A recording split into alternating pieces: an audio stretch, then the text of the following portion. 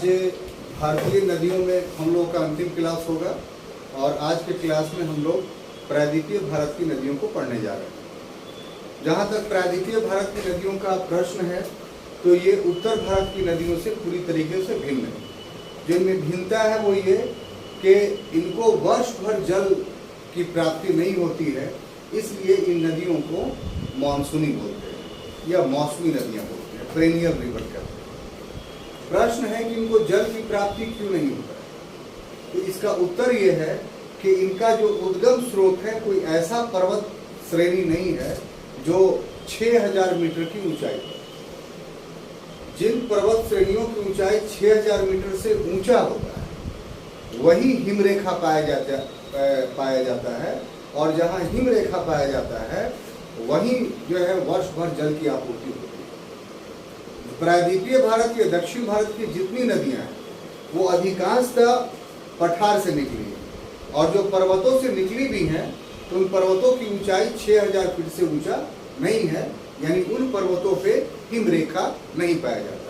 इस कारण से प्रायद्वीपीय भारत की जितनी नदियां हैं वो सभी की सभी जो है मौसमी हैं, यानी बरसात के मौसम में जब वर्षा होती है तो उससे वो जल ग्रहण करती है। पहली बात। दूसरी बात यह कि प्रायद्वीपीय भारत की अधिकांश नदियां जो हैं वो अनुवर्ती अपवाह प्रणाली यानी कॉन्सिक्वेंट ड्रेनेज सिस्टम्स का उदाहरण प्रस्तुत करती है।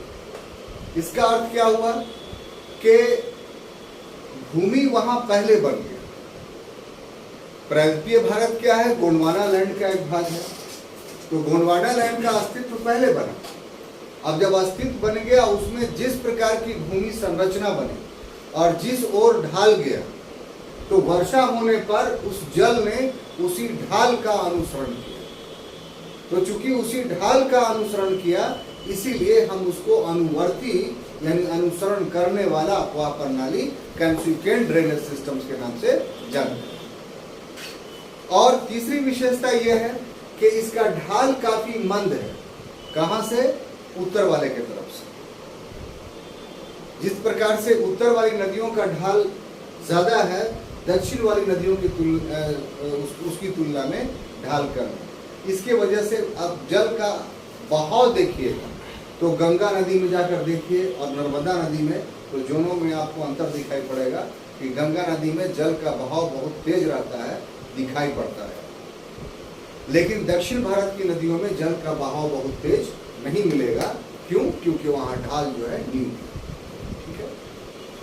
अब सबसे महत्वपूर्ण बात जो आपको जाननी है जिसमें कंफ्यूज करते हैं कि आमतौर पे पढ़ते हैं आप कि प्रायद्वीपीय भारत की नदियों का नाम बताइए जो अरब सागर में गिरती है, तो आप दो नाम लेते हैं, नर्मदा और ताप्ती। तो प्रायद्वीपीय भारत बेसिकली हम लोग क्या बोलते हैं, यहीं तक बोलते हैं, उस हिसाब से नर्मदा ताप्ती ठीक है। लेकिन अरब सागर में सिर्फ नर्मदा और ताप्ती ही नहीं गिरती, बल्कि इसके अतिरिक्त लूनी भी जाती है, साबरमती भी जाती है, माही भी जाती है, नर्मदा भी जाती है और तापी भी जाती है। एक गोवा में भी एक नदी है वैगाई ना मोठ नदी, वो यहाँ पर है, कर्नाटक से निकलेगी, थोड़ा भाग कर्नाटक में है और फिर पूरा भाग उसका गोवा में है। तो वो भी नदी जो है वो बंगाल की खाड़ी में, अरब सागर में गिरती है।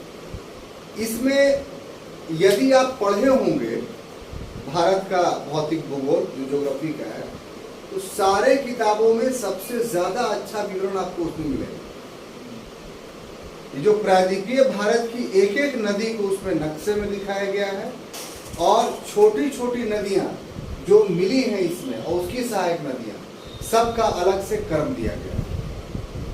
तो आप उसको नदियों के मामले में एकदम ऑथेंटिक बुक है, उससे अच्छी बुक आपको नहीं मिलेगी। एनसीईआरटी का जो भारत का भौतिक भूगोल पढ़े हैं आप, उसको पढ़ रहे हैं तो उसमें आपको ये सब नदियों का नाम मिलेगा। क्लियर? तो हम कहना आपको ये चाहते हैं कि इसमें कंफ्यूज जो करेगा वो कि अगर ये सवाल पूछे कि अरब सागर में गिरने वाली नदियां कौन कौन हैं, तो उसमें यहाँ से लेके लूनी से लेके मोड़ तक सब नदी हो जाएगी, जो बोर्ड पर लिखा हुआ है। बात समझ में आई? और सिर्फ प्रायद्वीपीय भारत की नदियां आपसे पूछेगा, तो उसमें नर्मदा के बाद जो नदियां हैं उसको आप मान करके चलिएगा। उसमें ये सब नदियां जो है, जो राजस्थान में बह रही हैं लूनी, वो सब इसमें शामिल नहीं है। बात समझ में आई? दो प्रकार के प्रश्न पूछे हैं। प्रायद्वीपीय भारत की नदियां बताइए जो अरब सागर में गिरती हैं, और उन नदियों का नाम बताइए जो अरब सागर में गिरती हैं। तो दोनों में नदियों का नाम परिवर्तित कर जाएगा, जो बोर्ड में आपको हम स्पष्ट किए हैं, लिख करके भी और नक्शे में भी बता दें। अब देखिए, दक्षिण भारत की जो नदियां हैं वो अधिकांश नदियां वो हैं जो बंगाल की खाड़ी में गिरती हैं। उसमें ब्राह्मणी, महानदी, गोदावरी, कृष्णा, पेन्नार, पलार, कावेरी, तो ये सब के सब जो है वो बंगाल की खाड़ी में गिरने वाली नदियां हैं। अब आपके मस्तिष्क में एक प्रश्न उठता होगा कि ऐसा क्यों? तो आपने पढ़ा होगा उत्तरी भारत के नदियों के पढ़ाने के क्रम में कि नदी के बहाव में जल विभाजक, वाटर डिवाइडर, एक पाइवटल रोल अदा करता है। तो जल विभाजक वो भूस्थलाकृति है जो समतल भूमि में बीच से उठा हुआ भाग रहता है। तो जैसे उत्तर भारत में हम लोगों ने जल विभाजक कहाँ देखा था? तो अंबाला में, पंजाब में जो था वो जल विभाजक था। तो दक्षिण भारत में जो जल विभाजक है वो पश्चिमी घाट पर्वत बन गया, जो यहां से आता है। अब पश्चिमी घाट पर्वत क्यों बन गया है? तो इसके पीछे कारण ये है कि गोंडवाना लैंड का जो ये भाग था वो पहले नीचे में था, ऑस्ट्रेलिया के साथ मिला हुआ, ये ऊपर की ओर खिसका, और उसके बाद भूगर्भवेत्ता ये बताते हैं कि जो ये इलाका था यानी अरब सागर का, इसके अंदर एक प्लेट ऐसी थी जो प्लेट इस पर आकर के टकरा रही थी, और इसके टकराने के वजह से ही पश्चिमी घाट पर्वत का निर्माण हुआ और ये भाग ऊपर में उठ गया था। तो इस कारण से पश्चिमी घाट पर्वत जो है जल विभाजक की भूमिका निभाता है। अब आप बोलिएगा कि जब जल विभाजक का पश्चिमी घाट निभा रहा है तो फिर नर्मदा ताप्ती क्यों बह रही है इधर? उसको उधर बह जाना चाहिए था, है ना? एक प्रश्न मस्तिष्क में आएगा।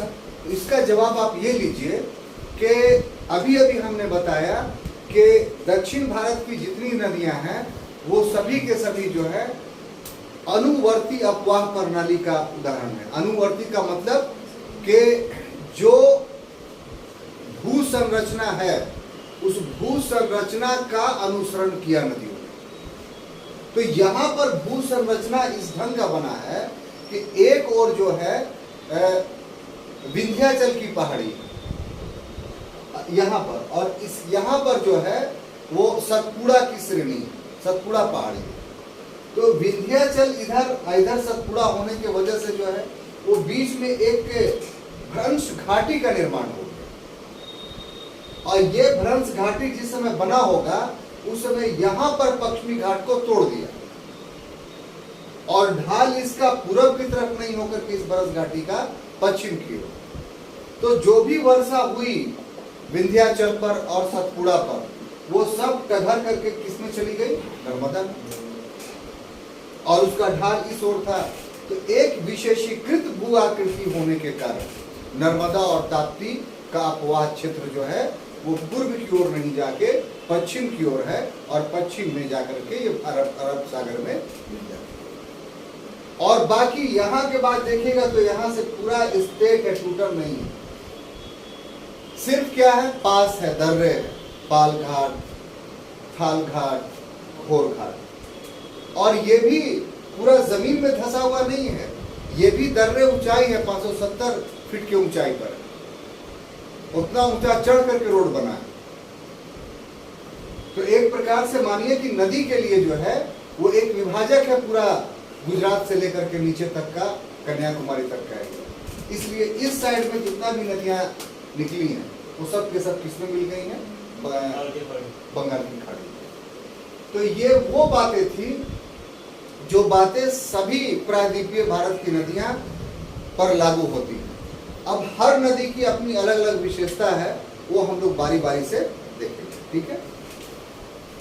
सबसे पहले देखते हैं कि बंगाल की खाड़ी में जो नदियां मिलती हैं वो कौन कौन है। तो उसमें पहली नदी जो है हम लोग पढ़े स्वर्ण रेखा।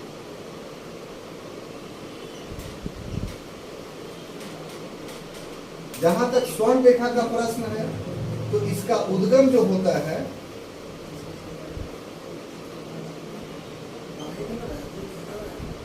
वो रांची के पठार पर,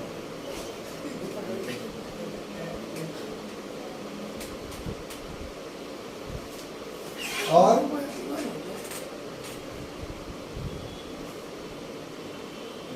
विशेषता ये है नगर इस पर जो महत्वपूर्ण अवस्थित है वो जमशेदपुर है।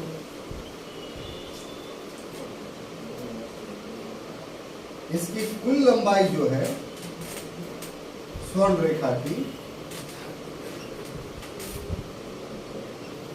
वो 395 किलोमीटर है।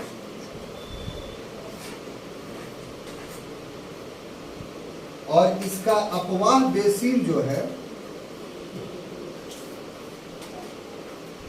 3 राज्यों में फैला हुआ है, झारखंड प्लस उड़ीसा प्लस पश्चिम बंगाल।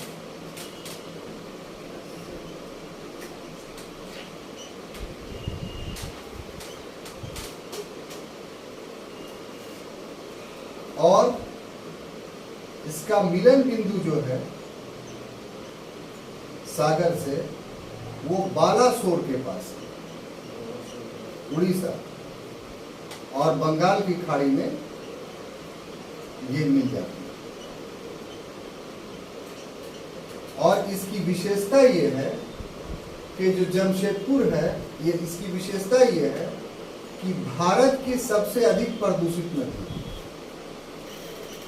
ये ऑब्जेक्टिव क्वेश्चन आता है कि भारत की सबसे अधिक प्रदूषित नदी कौन है, तो यही स्वर्ण रेखा। और क्यों है वो क्या है, क्योंकि इसके कारण इसके किनारे पर बहुत सारे प्लांट लगे हुए हैं और सबका जो वेस्ट प्रोडक्ट होता है वो इसमें बहा दिया जाता है। तो आप लोग को शौक होगा, कभी कभी जो है इस शौक की पूर्ति की जानी चाहिए कि नदी कैसे निकलती है। तो गंगोत्री यमुनोत्री तो कभी जाइएगा अलग बात है। यहाँ पर जाकर के आप नदी के उद्गम को देख सकते हैं। देखिए प्राकृतिक दृश्यों को देखना भी एक एजुकेशन का भाग है। वहाँ से आपको न सिर्फ एक प्राकृतिक घटना देखते हैं बल्कि अध्ययन की जिज्ञासा पैदा होती है और वो चीज़ हमेशा के लिए याद हो जाता है।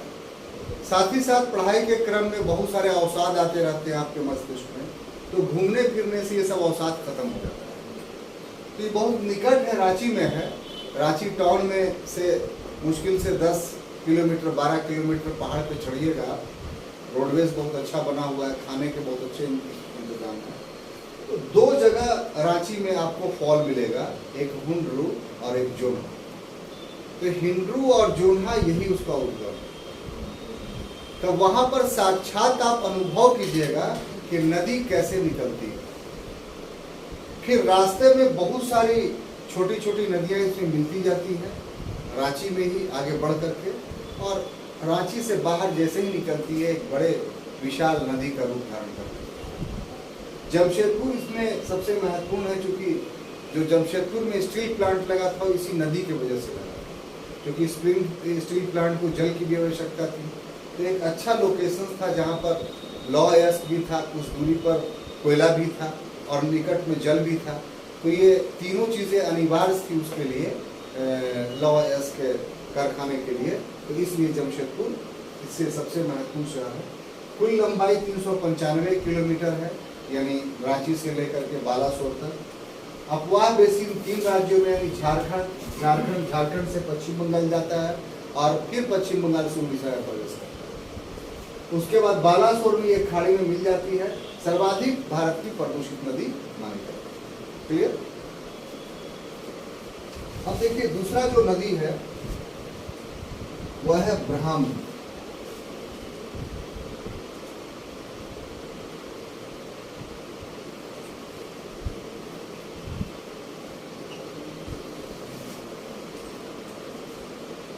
इस नदी का जो उद्गम है वो छोटानागपुर पठार है।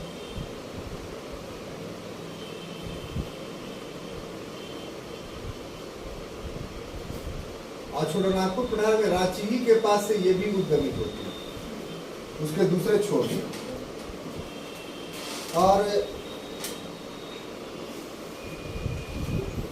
इसकी कुल लंबाई जो है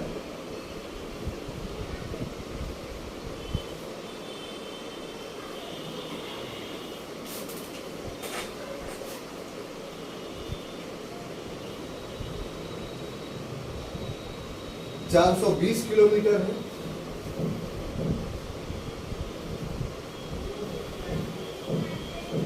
और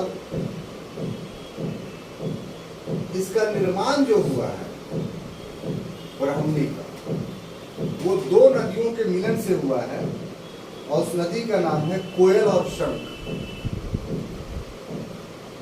कोयल और शंख। इसका मिलन जो है उड़ीसा में ही जाकर के बंगाल की खाड़ी में ये मिल जाता है। तो देखिए, रांची के पठार से एक नदी निकलती है कोयल नदी, एक नदी निकलती है शंख, एक स्वर्ण रेखा, सब उसके अलग अलग पार्टों से। तो कोयल नदी दो भाग में बढ़ जाती है, एक उत्तरी कोयल, एक दक्षिणी कोयल। उत्तरी कोयल डाल्टनगंज की तरफ चली जाती है, डाल्टनगंज में जाएगा तो एक नदी मिलेगी जो उत्तरी कोयल कहलाती है, उत्तरी कोयल परियोजना भी है। और दक्षिणी कोयल जो है और शंख नदी, ये दोनों नदियां मिलकर के एक नदी तंत्र बनाती है, इसको ब्राह्मणी बोलते हैं। और वही नदी जो है वो आप यहाँ देख रही हैं, जिसकी कुल लंबाई 420 किलोमीटर। तो आपके लिए प्रश्न जो बनता है यहाँ, कोयल और शंख के मिलन से कौन नदी बनती है, तो ब्राह्मणी। अगर इस छोटे से नदी को इस रूप में आप नहीं देख के पढ़िएगा तो एक क्वेश्चन से आपका कमीशन का चला जाएगा। ठीक है, इसके बावजूद भी इतना पढ़ाने के बाद हम बोलेंगे यही आपको, एनसीईआरटी का जो बुक है इस सेक्शंस का, उसको आप 4-5 बार जरूर पढ़िए ताकि नदियों पर आपको कुल कमांड। उसके बाद अगला जो है महानदी। क्या है? महानदी।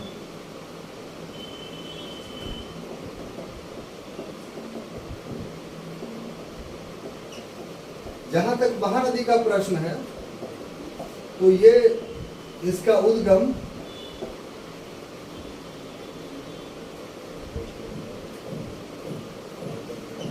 एक स्थान है सिन्हावा श्रेणी।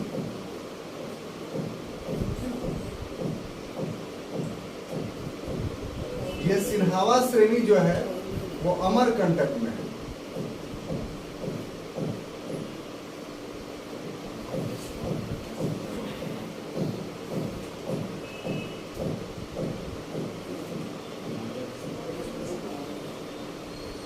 इसका अपवाह क्षेत्र जो है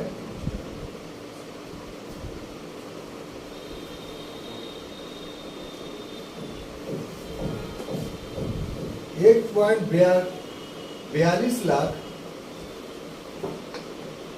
वर्ग किलोमीटर,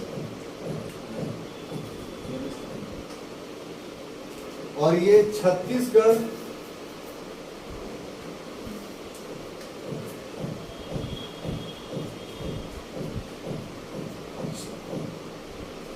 प्लस उड़ीसा में इसका विस्तार पाया जाता है। इसकी विशेषता ये है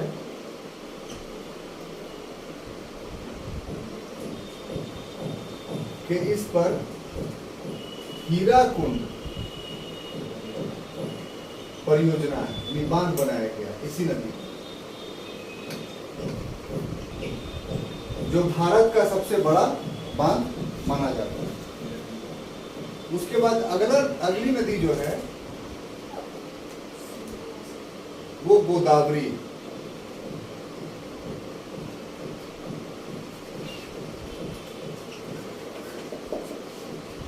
इसका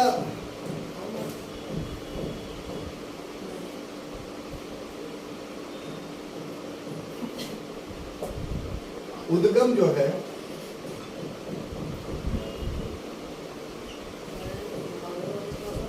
त्र्यंबकेश्वर है।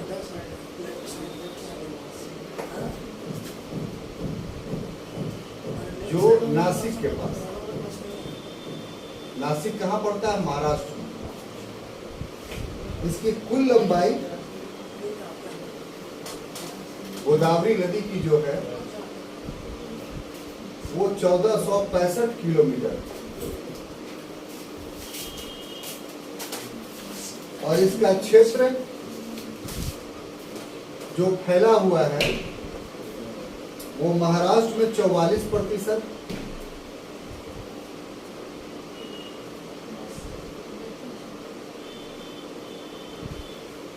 उसके बाद आंध्र प्रदेश में 23%,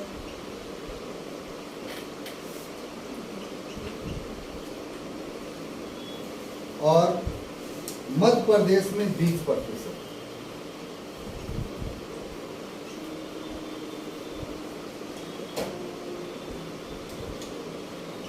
मतलब ये 3 राज्यों में इसका विस्तार पाया जाता है। इसकी सहायक नदियां जो हैं काफी इंपॉर्टेंट है। आता है प्राणहिता,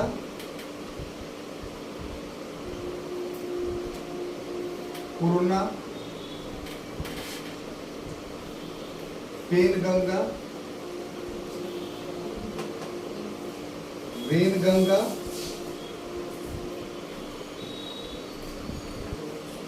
इंद्रावती,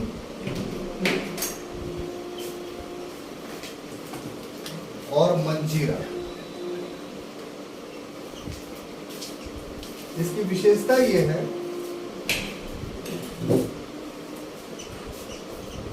कि दक्षिण भारत की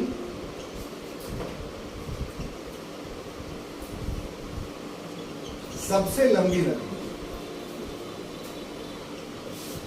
और दक्षिण भारत की सबसे लंबी है, इसीलिए इसको दक्षिण की गंगा के नाम से भी हम लोग जानते हैं, लंबाई के वजह से। दक्षिण की गंगा, ठीक है। तो गोदावरी काफी इंपॉर्टेंट है, सारी नदियां इंपॉर्टेंट हैं, लेकिन हर का एक अपनी अपनी विशेषता है। इसमें आपको पूछ सकता है कि इसका उद्गम कहाँ है, तो नासिक भी देता है और एक फिक्स पॉइंट भी देता है त्र्यंबकेश्वर। कुल लंबाई 1462 है। तो जितनी नदियां हैं प्राचीन भारत उसमें सबसे ज्यादा लंबा जो है यही है। तो लंबाई के वजह से जो है इसको दक्षिण की गंगा बोलते हैं, क्योंकि उत्तर भारत में या भारत की सबसे लंबी नदी जो भारतीय प्रवाह में है वो गंगा नदी है। तो इसीलिए इसको हम लोग दक्षिण की गंगा के नाम से जानते हैं। 3 राज्यों में फैला हुआ है, महाराष्ट्र में, आंध्र प्रदेश में, मध्य प्रदेश में। और सहायक नदियां में काफी इंपॉर्टेंट है, इसको रखना पड़ेगा आपको। प्राणहिता, पूर्णा, पेनगंगा, वेनगंगा, इंद्रावती और मंजीरा। क्लियर? उसके बाद अगली जो नदी हम लोग को देखनी है वो ये कृष्ण।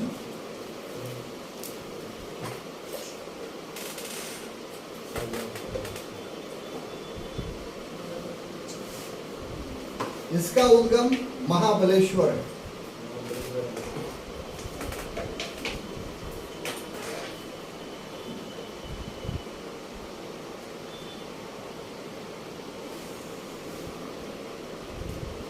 और इसकी कुल लंबाई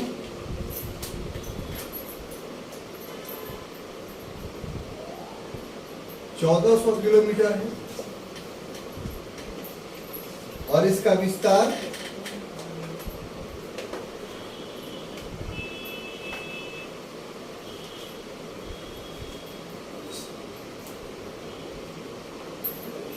महाराष्ट्र में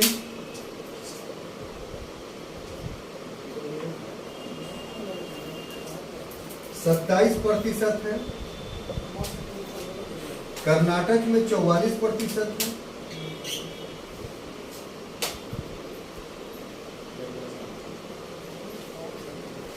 उसके बाद आंध्र प्रदेश में 29%।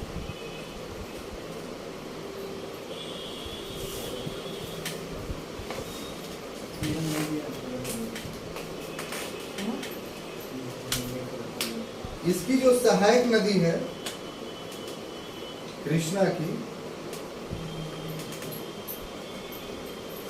उसमें कोयना, यरला, वरना,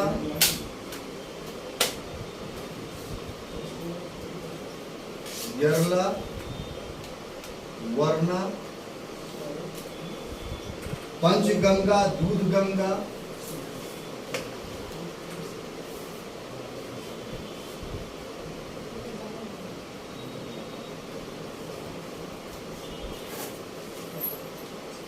घाट प्रभा, माल प्रभा,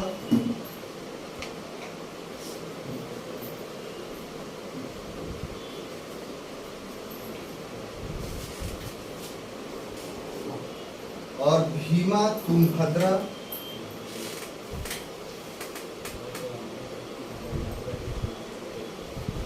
और मूसी। इसी मूसी नदी पर हैदराबाद का शहर जो है वो अवस्थित है। ठीक है, ये आपको सीक्वेंस को याद करना पड़ेगा, ऐसे नहीं होगा। ठीक है, अलग अलग करके इसमें उद्गम स्थल आपको याद करना पड़ेगा किसका कहाँ है, और सहायक नदी कौन है। तो ये दो चीजों पर से बहुत प्रश्न आता है। अब आप इसका स्नैप ले लीजिए ताकि हम उधर मिटा के फिर दूसरा ये पढ़ाएं।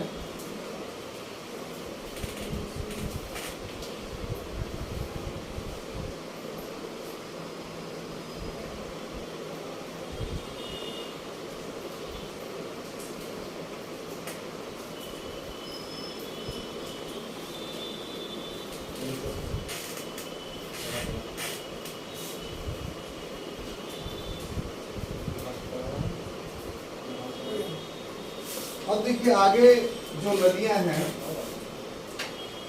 हाँ तो एक ही मतलब ठीक है ना।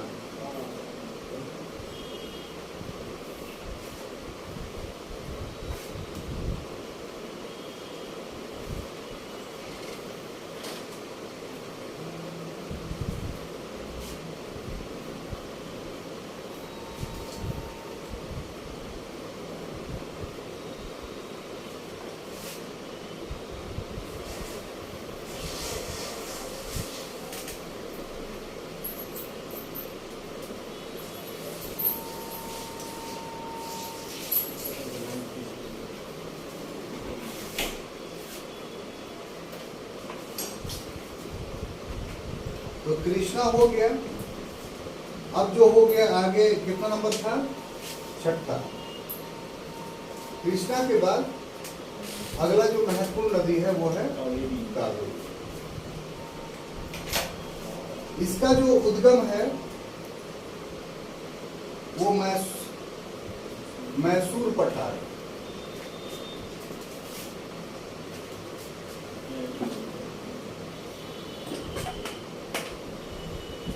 मैसूर का पठार से इसका उद्गम होता है कावेरी नदी में।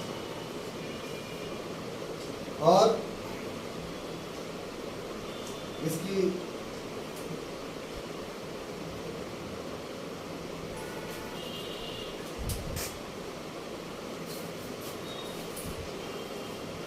विस्तार जो है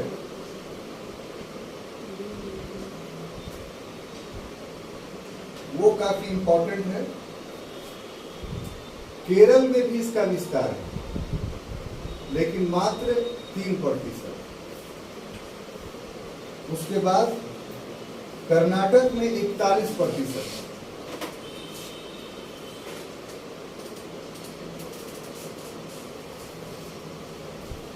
उसके बाद तमिलनाडु में 56%।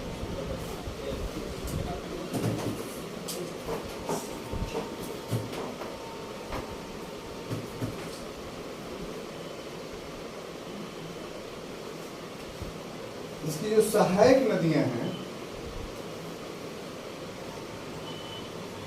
कावेरी की, उसमें है हेमावती,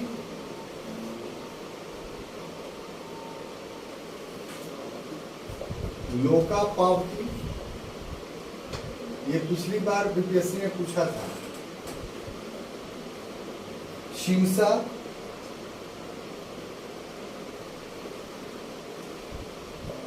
अक्रावती,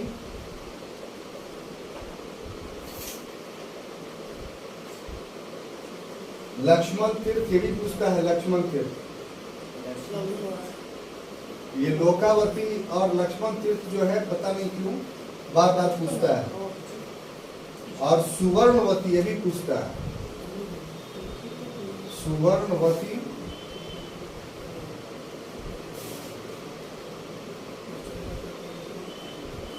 इसकी विशेषता ये है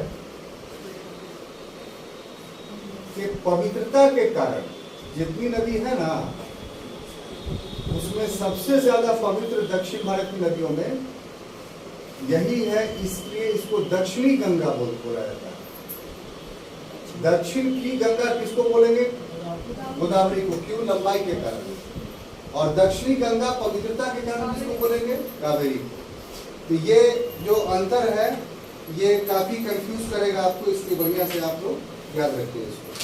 तो ये तो हो गया उत्तर मतलब के बंगाल की खाड़ी में गिरने वाले नदियां। अब हम लोग थोड़ा देखते हैं कि अरब सागर में जो नदियां गिरती, और बहुत सारी नदियां हैं छोटी छोटी, तो काफी महत्वपूर्ण नहीं है। जो महत्वपूर्ण है उसी पर हम लोग डिस्कस कर रहे हैं।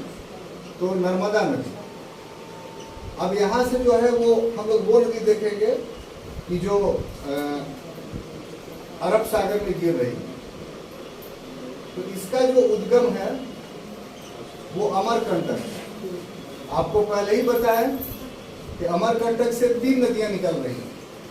पूर्व में हम लोग क्या पढ़े थे? एक सोन निकली थी, उसके बाद क्या अभी भी पढ़े, महानदी निकली, और ये तीसरी नदी कौन है? नर्मदा। तो ये भी पूछता है कभी कभी प्रश्न, तो वो आपको इस ढंग से बता देने से हमेशा के लिए याद रहेगा। इसका जो लंबाई है वो 1312 किलोमीटर, और ये इसका विस्तार जो है, विस्तार बराबर पूछता है हर नदी का, इसलिए जानना चाहिए।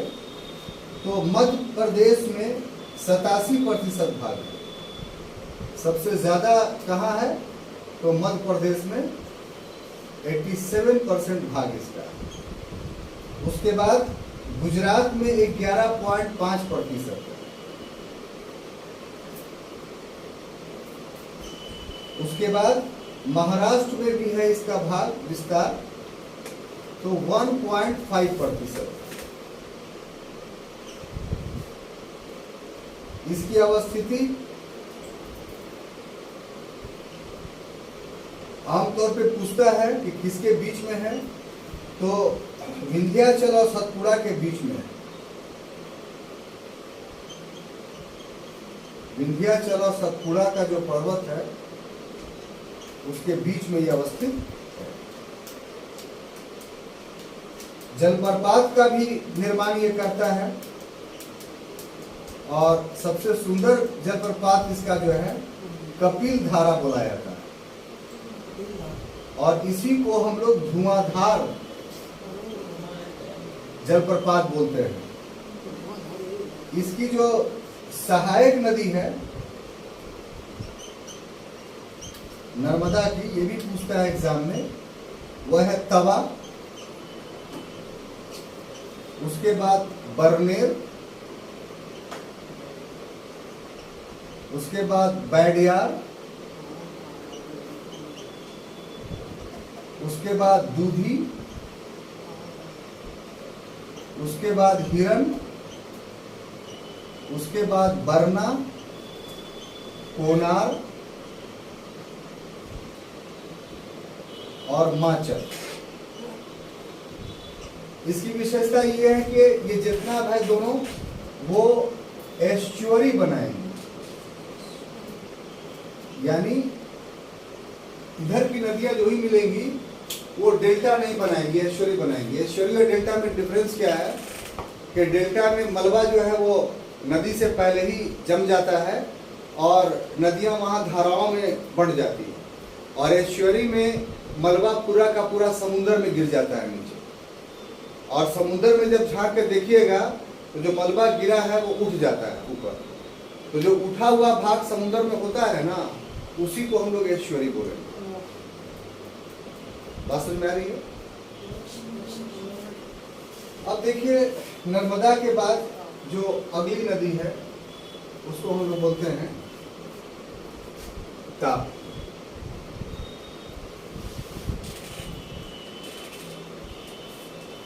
जहां तक उद्गम का प्रश्न है तो ये मुल्ताई से निकलती है और ये मध्य प्रदेश का बैतूल जिला है, वहीं ये अवस्थित है मुल्ताई।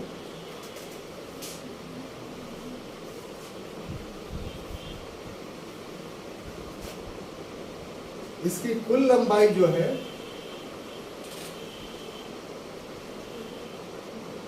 वो 724 किलोमीटर।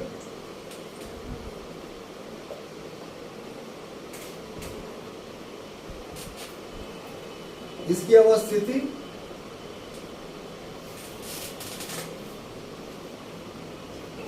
सतपुड़ा और अजंता के बीच में।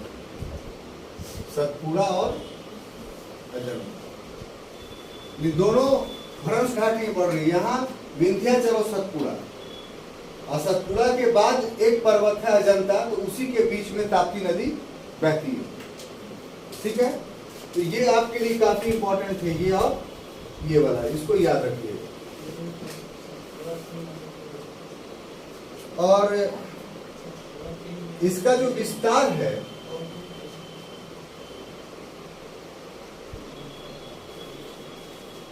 वो महाराष्ट्र में 79% है,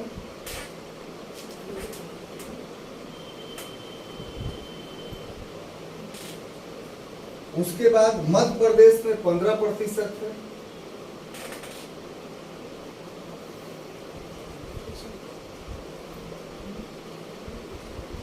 और गुजरात में 6%।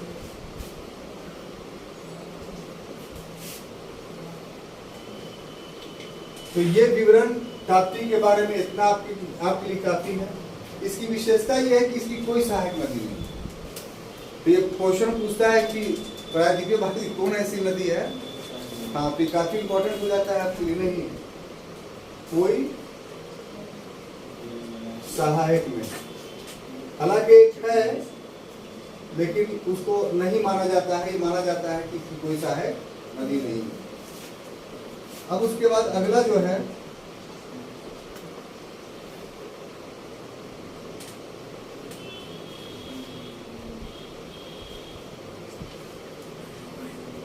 साबरमती नदी। ये ऐतिहासिक दृष्टिकोण से काफी महत्वपूर्ण, क्योंकि गांधी जी से जुड़ा हुआ है। ये मेवाड़ की पहाड़ी से निकलती है।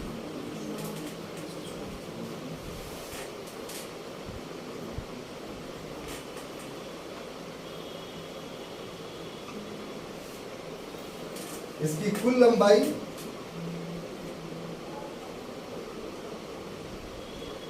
320 किलोमीटर। इसका मिलन जो है खंभात की खाड़ी।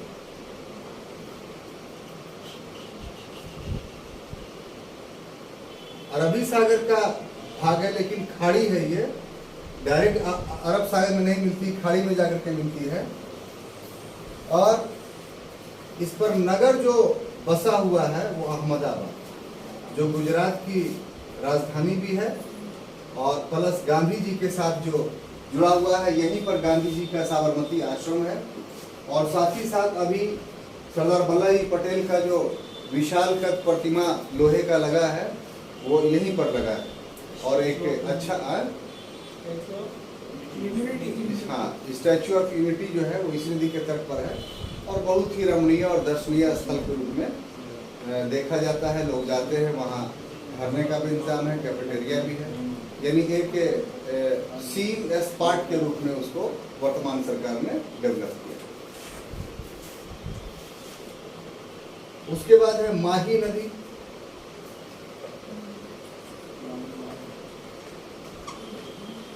इसका उद्गम जो है विंध्याचल पर्वत है।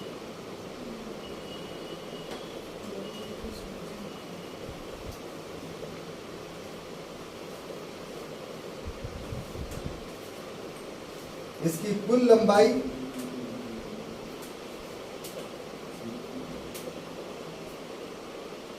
553 किलोमीटर है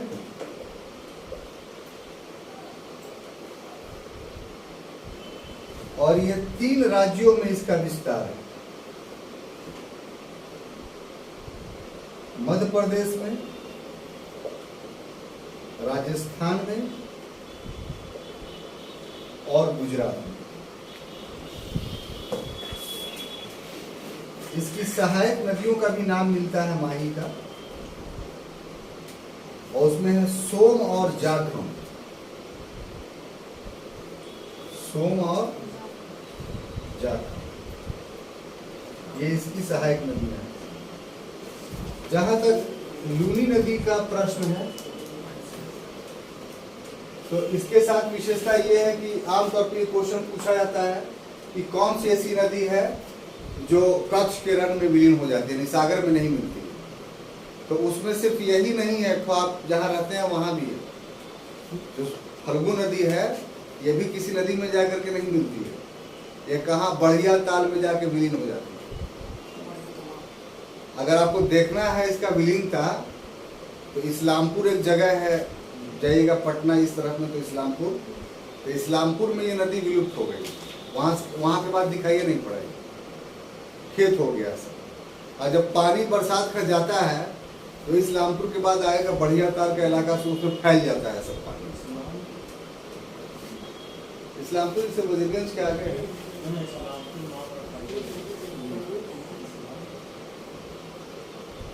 अब उसके बाद अगला जो आपको देखना है वो है लूनी नदी। इसका उद्गम अरावली पहाड़ी है।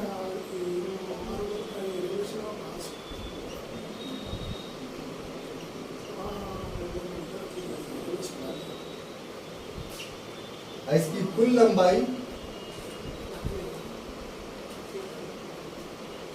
320 किलोमीटर है और इसकी विशेषता ये है, अरावली में ये पुष्कर झील से निकला है और इसकी विशेषता ये है कि कच्छ के रण में ये विलीन हो जाती है। कच्छ के रण में यानी अरब सागर में जाकर के नहीं मिलती। तो छात्रों, ये वो प्रायद्वीप भारत की नदियां थी जो काफी आपके लिए महत्वपूर्ण है।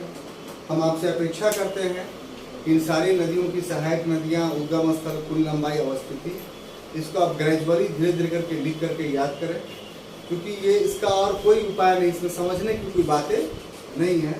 ये आपका होमवर्क है कि आप इसके सहायक नदियों को, उद्गम स्थल को, कुल लंबाई को, विस्तार क्षेत्र को आप एक एक कर करके याद कीजिए, और जब जब ऑब्जेक्टिव बनाइए, प्रैक्टिस सेट आए आपको, तो आप इसको एक बार जरूर पढ़ो। Thank you.